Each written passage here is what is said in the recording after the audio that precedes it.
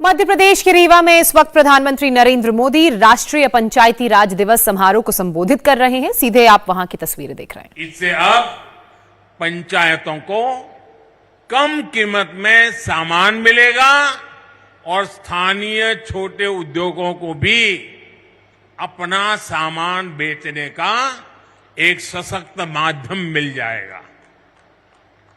दिव्यांगों के लिए ट्राइसिकल हो या बच्चों की पढ़ाई से जुड़ी चीजें, पंचायतों के सब सामान इस पोर्टल पर आसानी से मिलेगा। भाई और बहनों, आधुनिक टेक्नोलॉजी का एक और लाभ हम पीएम स्वामित्व योजना में भी देख रहे हैं। हमारे यहां गांव के घरों के प्रॉपर्टी के कागजों को लेकर बहुत उलझने रही है। इसके चलते भली भांति के वाद विवाद होते हैं, अवैध कब्जों की आशंका होती है। पीएम स्वामित्व योजना से अब ये सारी स्थितियां बदल रही है। आज गांव-गांव में ड्रोन टेक्नोलॉजी से सर्वे हो रहा है, मैप बन रहे हैं। इसके आधार पर बिना किसी भेदभाव के कानूनी दस्तावेज लोगों के हाथ में सौंपे जा रहे हैं। अभी तक देश भर में 75,000 गांवों में प्रॉपर्टी कार्ड देने का कार्य पूरा हो चुका है और मुझे खुशी है कि मध्य प्रदेश की सरकार इसमें बहुत बेहतरीन काम कर रही है। साथियों, मैं कई बार सोचता हूं कि छिंदवाड़ा के जिन लोगों पर आपने लंबे समय तक भरोसा किया, वो आपके विकास को लेकर, इस क्षेत्र के विकास को लेकर इतना उदासीन क्यों रहे? इसका जवाब कुछ राजनीतिक दलों की सोच में है।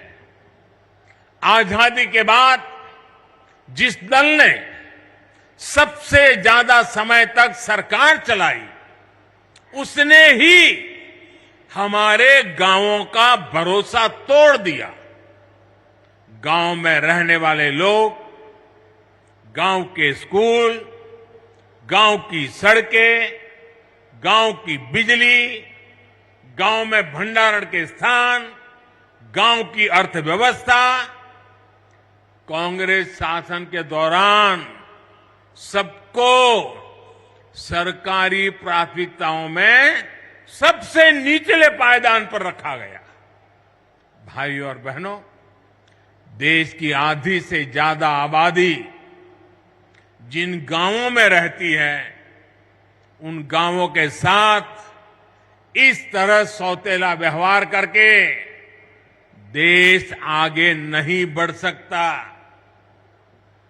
इसलिए 2014 के बाद जब आपने हमें सेवा का अवसर दिया, तो हम गांव की अर्थव्यवस्था को, गांव में सुविधाओं को, गांव के लोगों के हितों को सर्वोच्च प्राथमिकता में ले आए हैं। उज्ज्वला योजना के तहत जो 10 करोड़ गैस कनेक्शन मिले, वो गांव के लोगों को ही तो मिले हैं। हमारी सरकार में गरीबों के जो देश भर में 4.25 करोड़ से भी अधिक घर बने हैं, उसमें से 3 करोड़ से अधिक घर गांव में ही तो बने हैं। और इसमें भी बड़ी बात यह है कि इन ज्यादातर घरों में मालिकाना हक हमारी बहनों, बेटियों, माताओं का भी है। हमारे यहां एक ऐसी ट्रेडिशन चली, घर हो तो पुरुष के नाम पर, दुकान हो पुरुष के नाम पर, गाड़ी हो पुरुष के नाम पर, खेत हो पुरुष के नाम पर। महिलाओं के नाम पर कुछ होता ही नहीं था। हमने ये रिवाज बदला है और मालिकाना हक हमारी माताएं, बहनें, बेटियां बने। साथियों, भाजपा की सरकार ने देश की करोड़ों महिलाओं को घर की मालकिन बनाया है। और आप जानते हैं, आज के समय में पीएम आवास का हर घर लाख रुपए से भी ज्यादा कीमत का होता है। यानी भाजपा ने देश में करोड़ों दीदी को लखपति दीदी बनाया है। मैं इन सभी लखपति दीदियों को प्रणाम करता हूं। आप आशीर्वाद दीजिए कि देश में और कोटि कोटि दीदी भी लखपति बने, इसके लिए हम काम करते रहे। आज ही यहां 4 लाख लोगों का उनके अपने पक्के घर में गृह प्रवेश हुआ है। इसमें भी बहुत बड़ी संख्या में लखपति दीदी बन गई है। मैं सभी को बहुत बहुत बधाई देता हूं। साथियों, पीएम सौभाग्य योजना के तहत जिन 2.5 करोड़ घरों में बिजली पहुंची, उनमें से ज्यादातर गांव के ही घर हैं। गांव के रहने वाले मेरे भाई बहन हैं। गांव के लोगों के लिए हमारी सरकार ने हर घर जल योजना भी शुरू की है। सिर्फ 3-4 साल में इस योजना की वजह से देश के 9 करोड़ से अधिक ग्रामीण परिवारों को घर में नल से जल मिलने लगा है। यहां एमपी में भी गांव में रहने वाले सिर्फ 13 लाख परिवारों तक नल से जल पहुंचता था। पहले की बात करता हूं। आज एमपी के गांवों में करीब करीब 60 लाख घरों तक नल से जल पहुंचने लगा है। और आपका एक जिला तो 100% हो गया है। साथियों, हमारे गांव के लोगों का पहले देश के बैंकों पर अधिकार ही नहीं माना जाता था, बुला दिया गया था। गांव के ज्यादातर लोगों के पास ना बैंक खाते होते थे और ना ही उन्हें बैंकों से सुविधा मिलती थी। बैंक खाता ना होने की वजह से सरकार जो पैसा गरीबों के लिए भेजती थी, वो भी बीच में ही लूट जाता था। हमारी सरकार ने इसे भी पूरी तरह बदल दिया है। हमने जनधन योजना चलाकर गांव के 40 करोड़ से ज्यादा लोगों के बैंक खाते खुलवाए। हमने इंडिया पोस्ट पेमेंट बैंक के माध्यम से पोस्ट ऑफिस का उपयोग करके गांवों तक बैंकों की पहुंच बढ़ाई।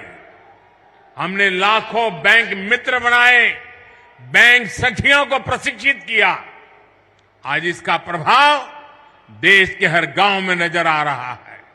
देश के गांवों को जब बैंकों की ताकत मिली है, तो खेती किसानी से लेकर व्यापार कारोबार तक सब में गांव के लोगों की मदद हो रही है। साथियों, पहले की सरकारों ने भारत के गांवों के साथ एक और बड़ा अन्याय किया था। पहले की सरकारें गांव के लिए पैसे खर्च करने से बचती थी। गांव अपने आप में कोई वोट बैंक तो था ही नहीं, इसलिए उन्हें नजरअंदाज किया जाता था। गांव के लोगों को बांटकर कई राजनीतिक दल अपनी दुकान चला रहे थे। भारतीय जनता पार्टी ने गांवों के साथ हो रहे इस अन्याय को भी समाप्त कर दिया है। हमारी सरकार ने गांवों के विकास के लिए भी तिजोरी खोल दी। आप देखिए, हर घर जल योजना पर 3.5 लाख करोड़ रुपए से ज्यादा खर्च किया जा रहा है। पीएम आवास योजना पर भी लाखों करोड़ रुपए खर्च किए जा रहे हैं।